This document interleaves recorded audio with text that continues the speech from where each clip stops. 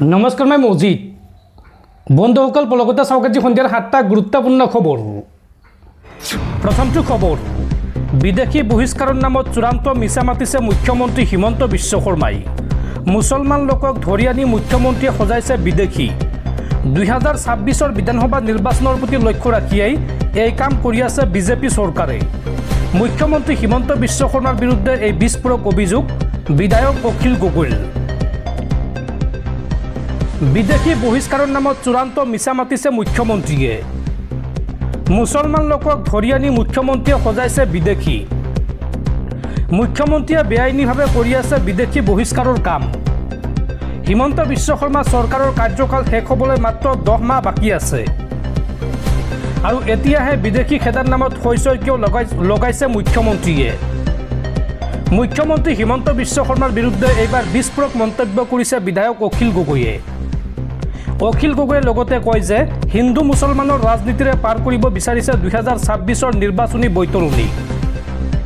অবৈধভাৱে মুছলমানক ধৰি নি অস্থিৰ কৰিব বিচাৰিছে অসমখনক আৰু বাছি বাছি সংখ্যালঘু লোকৰ ঘৰ ভাঙিব বিচাৰিছে মুখ্যমন্ত্ৰী ডক্টৰ হিমন্ত বিশ্ব শৰ্মাই।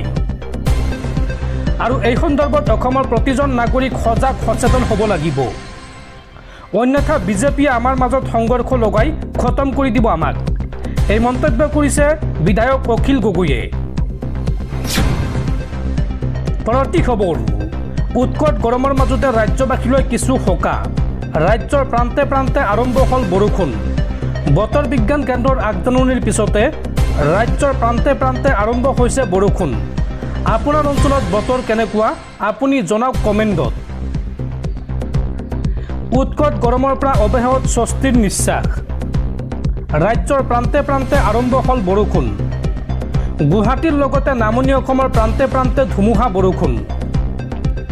প্ৰচণ্ড ধুমুহা বৰষুণৰ লগতে বিজুলী ঢেৰেকনি দেখিবলৈ পোৱা গৈছে আৰু বতৰ বিজ্ঞান কেন্দ্ৰৰ আগজাননীৰ পিছতে ৰাজ্যজুৰি আৰম্ভ হৈছে বৰষুণ।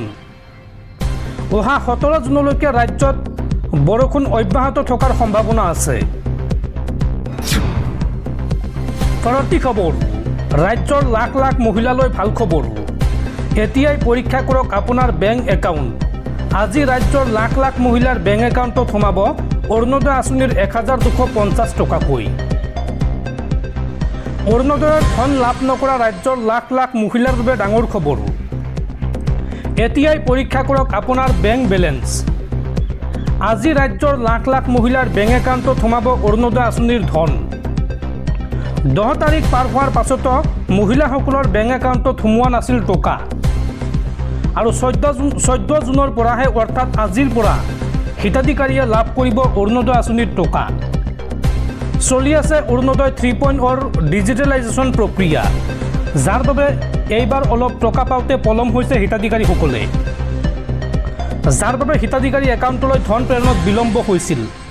কিন্তু আজি ৰাজ্যৰ লাখ লাখ মহিলাৰ বেংক একাউণ্টত সোমাব 1250 টকাকৈ। এতিয়াই পৰীক্ষা কৰক আপোনাৰ বেংক একাউণ্ট। দৰ্শকসকল, আৰু বহুতো গুৰুত্বপূৰ্ণ খবৰ আছে। তাৰ আগতে আপোনাক জনাওঁ যে যদি আপুনি এতিয়ালৈকে এইটো ভিডিঅ'ত লাইক কৰা নাই তেন্তে এতিয়াই ভিডিঅ'টোত লাইক কৰি দিয়ক আৰু এনেকুৱা ধৰণৰ ভিডিঅ'সমূহ নিতৌ চাবলৈ চেনেলটো ছাবস্ক্ৰাইব কৰি কাষত থকা বেলাইকনটো প্ৰেছ কৰি ৰাখক।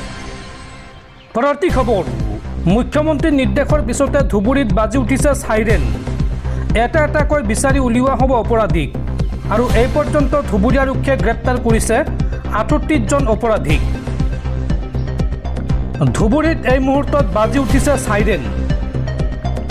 পাতালৰ পৰা হ'লেও বিচাৰি উলিওৱা হ'ব অপৰাধীক। মুখ্যমন্ত্ৰীৰ নিৰ্দেশৰ পিছতে ধুবুৰীত আৰম্ভ হৈছে বৃহৎ একশ্যন। ৰাজপথত যুদ্ধংদেহী ৰূপত নামিছে CRPF আৰু ৰেপিড একশ্যন ফ'ৰ্চ। আইন হাতত তুলি লোৱা প্ৰতিগৰাকী পৰিব আৰক্ষীৰ জালত। অপৰাধীক দেখিলে লগে লগে গুলিয়াবলৈ নিৰ্দেশ দিছে মুখ্যমন্ত্ৰীয়ে। শিলগুটি দলিওৱা সকলো অপৰাধীক গ্ৰেপ্তাৰ কৰাৰ নিৰ্দেশ মুখ্যমন্ত্ৰীৰ।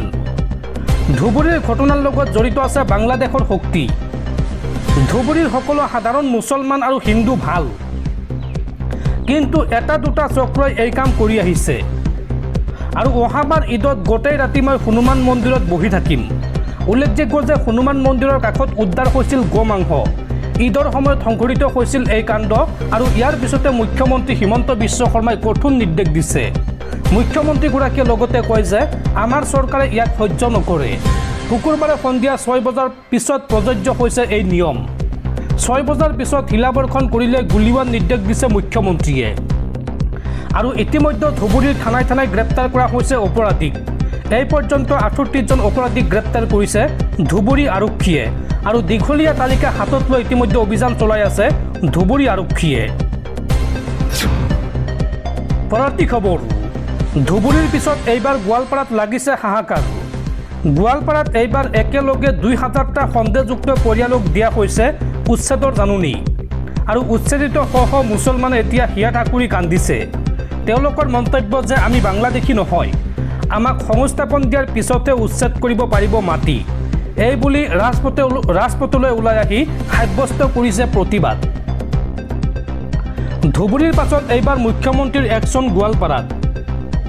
এইবাৰ একেলগে গোৱালপাৰাত 2000টা সন্দেহযুক্ত পৰিয়ালৰ বাসগৃহত চলিব উচ্ছেদ অভিযান। আগন্তুক দুদিনৰ ভিতৰত ঘৰ খালী কৰিবলৈ নটিচ জাৰি প্ৰশাসনৰ। গোৱালপাৰাৰ বালিজানত জাননী পোৱাৰ লগে লগে এতিয়া লাগিছে হাহাকাৰ আৰু তাৰ পিছতে প্ৰতিবাদলৈ ওলাই আহিছে হাজাৰ হাজাৰ জনতা। চৰকাৰৰ বিৰুদ্ধে সাব্যস্ত কৰিছে এইসকল লোকে প্ৰতিবাদ। পৰৱৰ্তী খবৰ, মধ্যপ্ৰাচ্যত পুনৰ বাজি উঠিছে যুদ্ধৰ দামামা। এইবাৰ 150টা মিছাইলেৰে ইজৰাইলক প্ৰত্যুত্তৰ ইৰাণৰ। বিফল হ'ল ইজৰাইলৰ শক্তিশালী এয়াৰ ডিফেন্স ছিষ্টেম। ইজৰাইলৰ সামৰিক ঘাটিক লক্ষ্য কৰি ইৰাণৰ প্ৰত্যাক্ৰমণ। 150টা মিছাইলেৰে এইবাৰ ইজৰাইলক ভয়ংকৰ আক্ৰমণ ইৰাণৰ। বিফল হ'ল ইজৰাইলৰ শক্তিশালী এয়াৰ ডিফেন্স ছিষ্টেম। ইজৰাইলৰ ৰাজধানীত বৃহৎ আক্ৰমণ চলালে ইৰাণে। তেল আবিবত ভয়ংকৰ এয়াৰ ষ্ট্ৰাইক চলালে ইৰাণে আৰু ইজৰাইলৰ সামৰিক ঘাটিক লক্ষ্য কৰি ইৰাণৰ ভয়ংকৰ এয়াৰ ষ্ট্ৰাইক আৰু ইৰাণৰ ৰকেট আক্ৰমণত কেইবাজনো লোকৰ সৈতে ভয়ংকৰ ঘটনা সংঘটিত হৈছে, অৰ্থাৎ কেইবাজনো লোকৰ মৃত্যু হৈছে। পৰৱৰ্তী খবৰ, দেশৰ জনতাই NDA চৰকাৰৰ দিনতে উন্নয়নৰ মুখ দেখিছে। বিশ্বৰ চতুৰ্থ অৰ্থনীতিৰ দেশ হিচাপে স্থান লাভ কৰিছে ভাৰতে আৰু শীঘ্ৰেই বিশ্বৰ তৃতীয় অৰ্থনীতিৰ দেশ হিচাপে চিহ্নিত হ'ব ভাৰত। ডিব্ৰুগড়ত সংবাদমেল সম্বোধন কৰি এই মন্তব্য কেন্দ্ৰীয় মন্ত্ৰী সৰ্বানন্দ সোণোৱালৰ।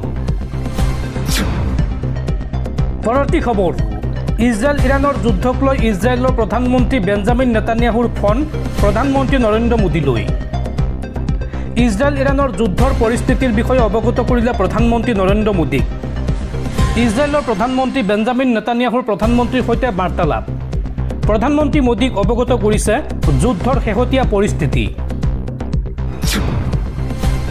পৰৱৰ্তী খবৰ, বিশ্বকাপাই যোৱা আহমেদাবাদৰ ভয়ংকৰ বিমান দুৰ্ঘটনাত মৃতকৰ সংখ্যা 274 জনলৈ বৃদ্ধি। বিমান দুৰ্ঘটনাস্থলীত বহু স্থানীয় লোকৰ মৃত্যু হৈছে, উদ্ধাৰ হৈছে দেহাংশ আৰু মৃতকৰ অনেকৰ সম্পূৰ্ণ দেহ বিচাৰি পোৱা হোৱা নাই। অদ্যাপি চৰকাৰীভাৱে এই সন্দৰ্ভত প্ৰকাশ কৰা নাই কোনো পৰিসংখ্যা। বৰ্তমানৰ DNA টেষ্ট চলি আছে, উদ্ধাৰ কাৰ্য চলি আছে।